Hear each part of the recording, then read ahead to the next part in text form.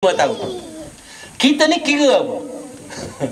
Nak kira musafir ke, nak kira bermukim ke, nak kira mastautin ke, nak kira bermukim ke, nak kira musafir. Dalam mazhab Imam Asy-Syafi'i, qaul yang masyhurnya mengatakan bahawa kita dikira sebagai bermukim. Kan? Kita tidak mastautin, kita tidak musafir. Sebab apa? Sebab ni bukan negara kita, kita mesti balik. Tapi kita duduk lebih 3 hari 3 malam. Maka qaul yang masyhur dalam mazhab Imam Asy-Syafi'i mengatakan bahawa kita disebut sebagai bermukim. Tapi Syekhul Islam Imam Ibn Taymiyah dalam Majmu' Al-Fatawa dia mengatakan bahawa walaupun bertahun-tahun sekalipun kita duduk, tapi kalaulah keadaan kita itu disebut sebagai musafir, maka ia dikira sebagai musafir. Maknanya ginilah, kalau boleh kita semayang tamam, kita semayang tamam lah, kan? Semayang Zuhur, Asar, Maghrib, Isyak, apa semua tu semayang tamam, semayang biasa. Kita jangan jamak, jangan qasar. Tapi kalau ada sebab-sebab tertentu, kita nak ambil pandangan Ibn Taymiyah, nak qasarkan solat, nak pendekkan solat atas alasan kita musafir, kita ambil sekejap, kita buat kerana ada keperluan tertentu yang mendesak. Satu. Yang kedua, tentang jamak. Baik, jamak ni kalau ada keperluan. Keperluan apa dia? Dia tertakluk kepada setiap individu lah. Sebab sakit ke, sebab sibuk sangat ke, sebab exam dan sebagainya, dia bergantung. Jamak qasar kalau kita bermusafir. Baik, jamak saja, jamak tanpa qasar, tengok kepada keadaan. Contoh, kita masa winter, sekarang winter kan. Masa winter,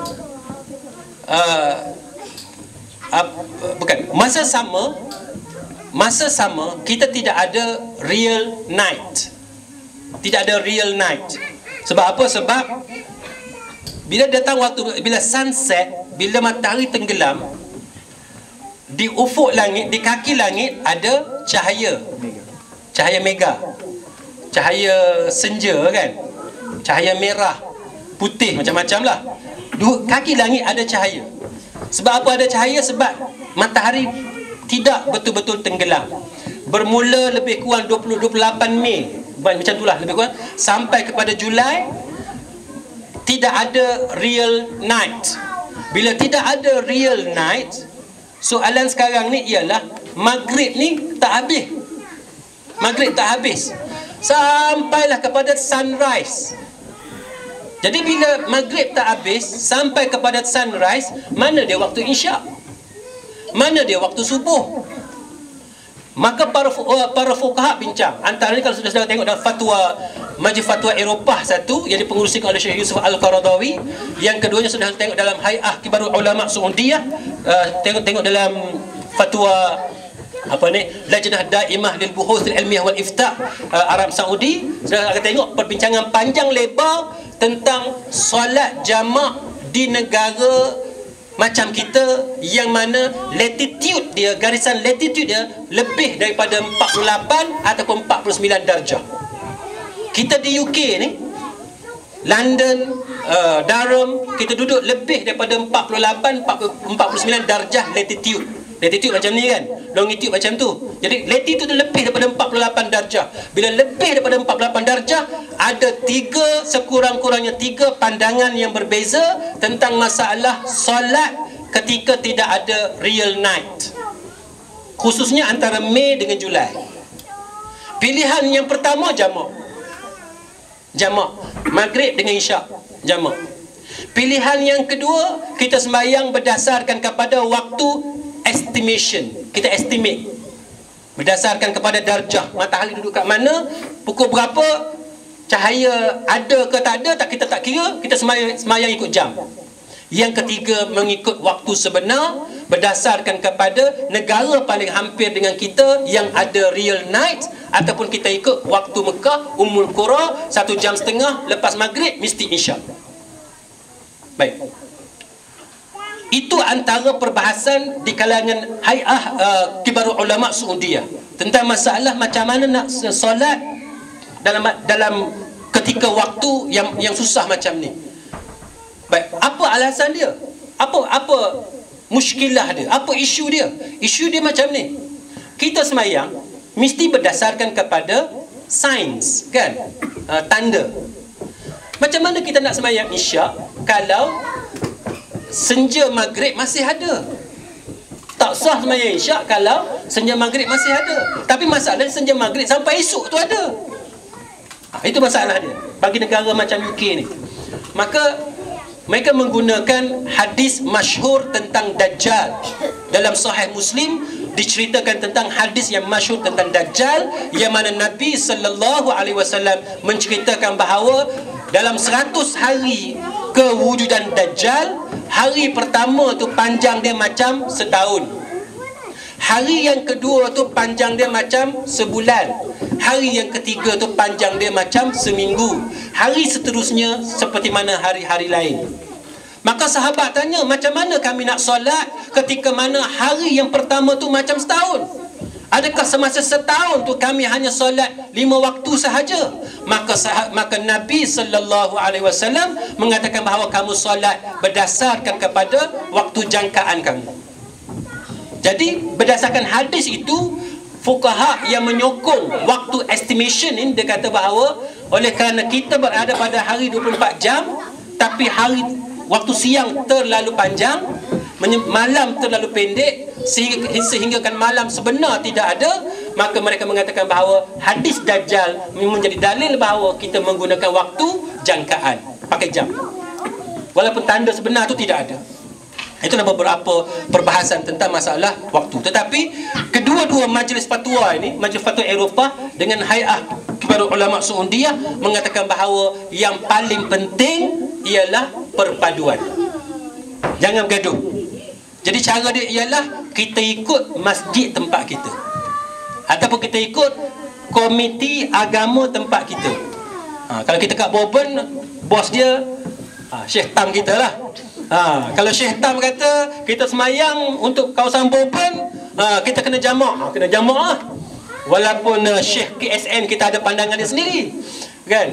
Ataupun Syekh KSN kata dia ikut Muslim World League, Syekh Tam kata dia ikut Ummul Qura, Syekh KSN kena ikut Syekh Tam lah. Sebab apa? Sebab dia ketua di tempat kita, kan? Sekarang ni yang ketua paling besarnya Syekh Shah kita ni, daripada India, kan?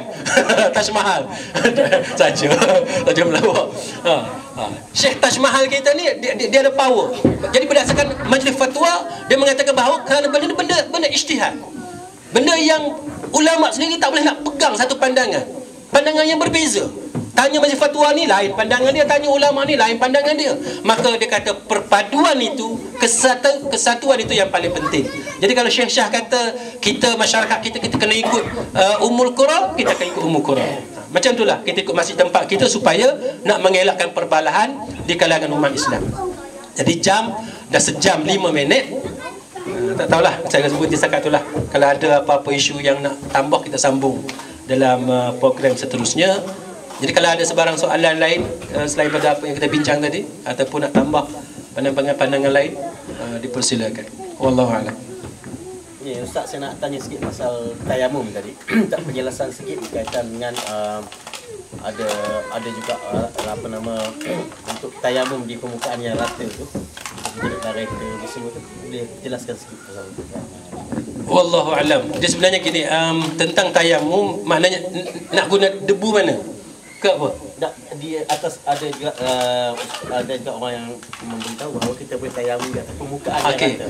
Maknanya kita nak guna debu yang mana lah? Debu kapet ke debu meja ke? Dia macam ni. Kalau saudara tengok perbahasan tentang tayamum ni, debu yang mana yang kita nak pakai tu, debu tanah, betul-betul debu tanah yang suci tu ke, ataupun debu pasir boleh ke, debu meja, kan? Meja rumah saya ke tak ada debu sebab bersih hari-hari. Debu rumah Ustaz Yunus pun tak ada. Debu bersih hari-hari. Debu Syekh Hamil ada kot.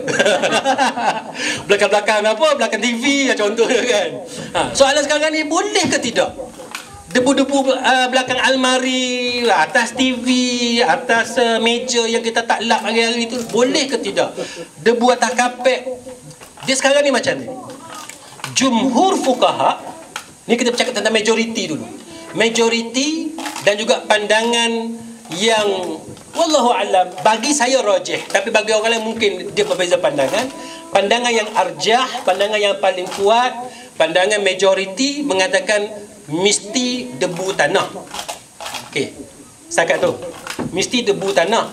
Mana kita kena keluar, cari tanah, debu tu kita kena tepuk. Kan? Mana kalau tanah tu basah tak boleh lah sebab tak ada debu. Kan? Baik. Sekarang ni yang jadi masalah sebabnya ada keadaan-keadaan tertentu yang menyebabkan susah bagi kita nak ambil debu tanah ataupun nak cari debu tanah. Susah. Kan? Maka boleh ke tak boleh kita guna debu lain? Antaranya pandangan Imam Bukhari sendiri, dia tak setuju bahawa debu tu debu tanah. Debu lain pun boleh, asalkan dia debu. Debu cushion kereta pun boleh. Tepuk-tepuk tu dia keluar kan. Tepuk keluar kan. Jadi siapa yang mungkin akan kena tayamum ni, dia kena pastikan kereta dia jangan dia vacuum lah. Bagi debu tu banyak. Kan, contohnya rumah siapa yang selalu air tak ada, yang selalu heating problem kan, keluar air sejuk. Takkan kita nak mandi wajib pakai air sejuk? Mati je. Nanti keluar headline, Muslim kill himself. Masalah kan. Jadi fitnah kepada agama.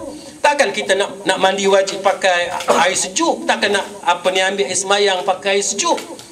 Air ada. Kita nak buat macam mana? Kettle rosak. Kebetulan semua rosak hari tu. Heating rosak, kettle semua rosak. Tak tahu pasal apa. Kebetulan malam Jumaat kena mandi wajib pula. Dia kebetulan belaka. Semua koinsiden. Tak tahu pasal apa malam tu kan. Nak buat macam mana? Nak pergi ambil debu tanah yang puasa ikut pandangan majoriti, ada masalah. Kita nak buat macam mana? Jawapan dia, ada pandangan ulama yang hebat, sehebat Imam Bukhari, yang mengatakan boleh. Kan, debu ada, ambil, kita buat. Kan? Dia tayamum dua anggota je kan? Muka dengan tangan sampai siku. Setakat tu je. Jangan tak payah rajin-rajin lah. Nak sapu khuflok pula tambah. Sapu atas kepala tu dia berdebu. Nak kata apa ayah? Apa ni? Ada Spiderman atas kepala ayah. Dia pergi ambil belakang TV. Tak payah. Tak payah sampai tahap tu. Okey kot kan? Okey, wallahu alam. Ada soalan lain? Satu lagi nih, yang tentang kuf tadi itu kan, yang tadi untuk stokin dengan kasut Kalau kita pakai slipper itu macam mana Ustaz? Ini kan yang maksud kita pergi ke school kita lah. Ini problem kita kan angkat kaki ke wastafel, ke basin kita nak cuci kan. Jadi kalau misalnya lagi sama, kita tak pakai kasut lagi, pakai slipper. Wallahu alam. Dia macam ni. Khuf ni pandangan yang paling syadid, pandangan yang paling ekstrim, mengatakan kasut pun tak boleh, stokin pun tak boleh, yang bolehnya mesti daripada kulit. Itu pandangan yang paling ekstrim. Itu yang paling ekstrim. Tapi bila kita tengok perbahasan tu, kita dapati sebenarnya ulama mempunyai pandangan yang berbeza. Kan? Sampai ke tahap stokin pun boleh. Okay. Cuma yang Syekh Edi tanya tadi, masalahnya pakai slipper. Katalah slipper flip-flop. Flip-flop kan? Slipper yang boleh ikat lah. Slipper yang boleh ikat. Katalah it's a sandal kan? Sandal lah. Sandal tu boleh ikat. Baik, sekarang ni gini. Kalau kita nak jadikan sandal tu sebagai khuf, kita kena pakai stokin. Sebab sandal tu masalahnya dia mendedahkan buku lali. Kan? Dia pakaian kaki ni kita boleh buat sebagai khuf. Syarat dia kena tutup sampai buku lali. Jadi sandal tak memadai. Kan? Tapi kalau stokin kita tu berlubang, dia koyak, tak apa. Sebab zaman Nabi pun khuf dia orang pun berlubang, koyak, sebab sebagai sahabat miskin. Itu tak jadi masalah. Cuma ulama berbeza pandangan tentang stokin perempuan yang nipis tu. Apa dia panggil? Stokin perempuan yang nipis. Apa? Tight bukan tak, yang stokin yang nipis apa? Yang nampak kulit. Skin sock nak sebut susah. Skin sock tu majoriti kata tak boleh. Sebab dia sebut bahawa skin sock ni bukan pakaian yang sesuai untuk kita berjalan. Kalau stokin tu boleh lagi. Walaupun bagi kita, siapa nak berjalan pakai stokin kan? Tapi ramai dalam perbincangan tersebut, ramai fuqaha setuju stokin ni masih boleh dikira sebagai pakaian yang tebal yang kita boleh berjalan. Macam tu. Jadi skin shock ni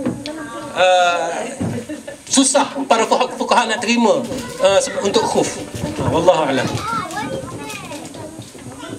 Ada lagi satu Ustaz. Saya nak sentuh isu yang pertama tadi berkenaan dengan anjing dan babi tu.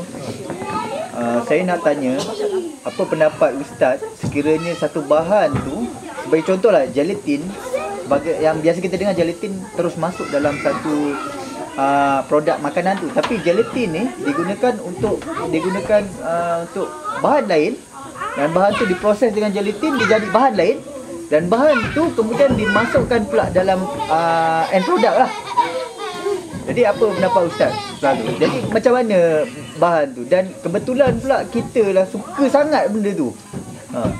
Jadi kita, masalahnya ada bahan yang gelatin tu, ada gelatin daripada tumbuhan dan ada gelatin daripada babi misalnya, dan kita tak tahu sumber tu daripada mana, dan dia campur dia jadi satu bahan A.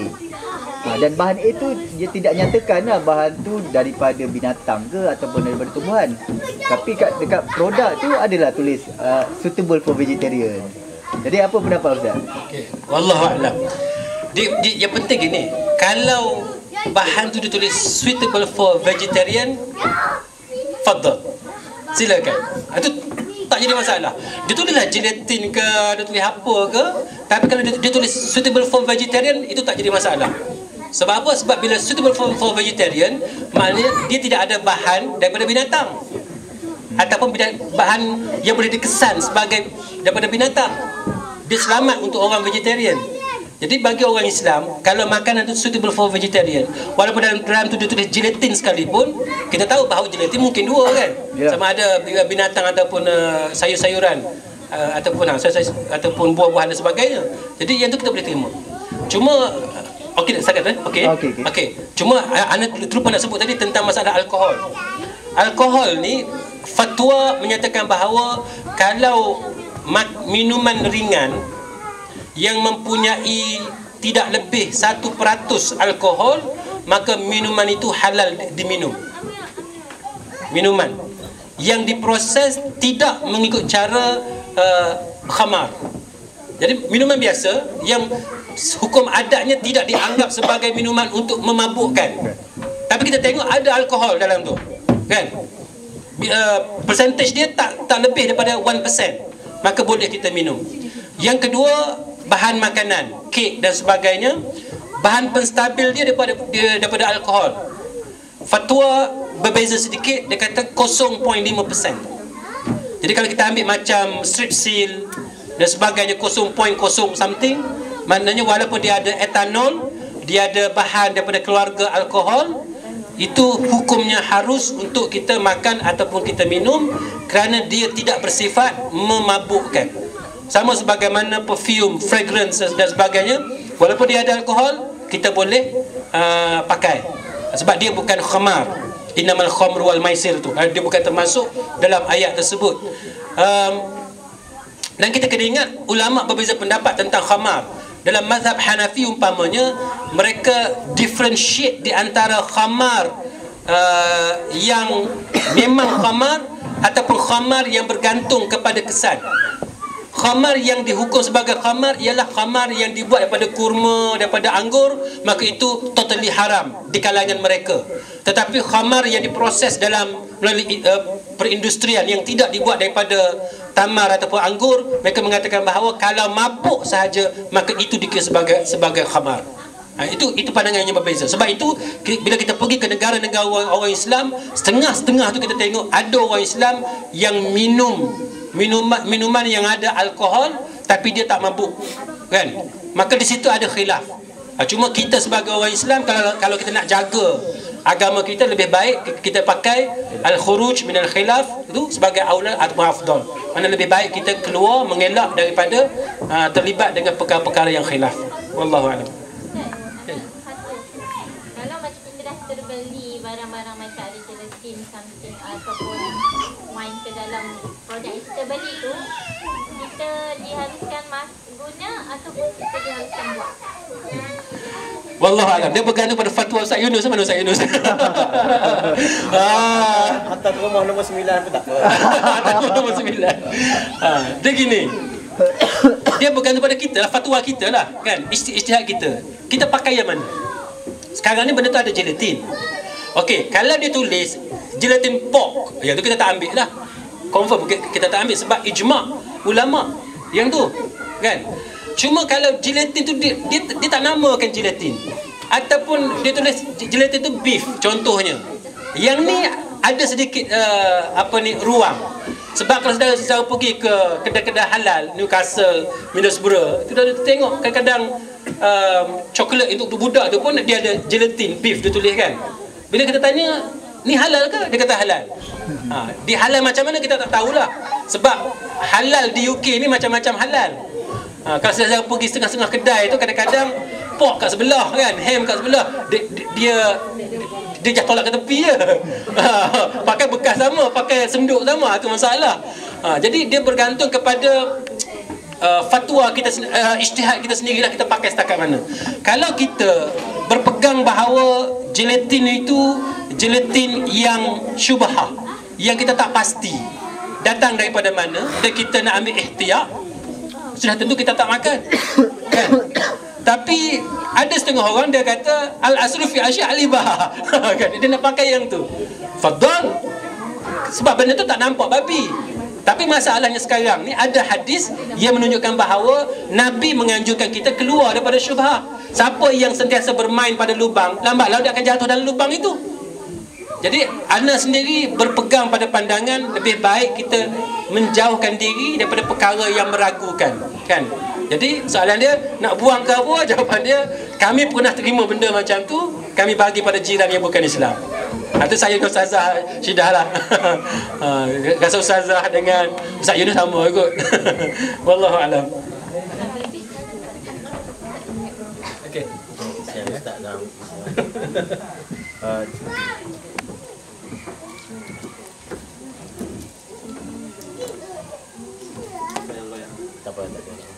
jadi terima kasih banyaklah kepada Ustaz Jelani. Saya percaya kita telah mendapat maklumat ataupun kita telah mendapat penerangan yang sangat jelas dan begitu bermanfaat pada majlis ilmu kita pada malam ni.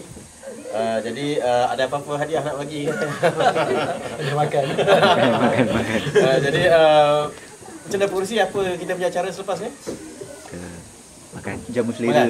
Jadi tanpa mendengarkan masa lagi, kita menjemputlah tetamu terhormat kita, penceramah kita pada malam ni untuk menjamu selera. Dan selagi kita ucapkan terima kasih kepada Ustaz Jelani atas ceramah yang diberikan tadi. Sekian, Assalamualaikum warahmatullahi wabarakatuh.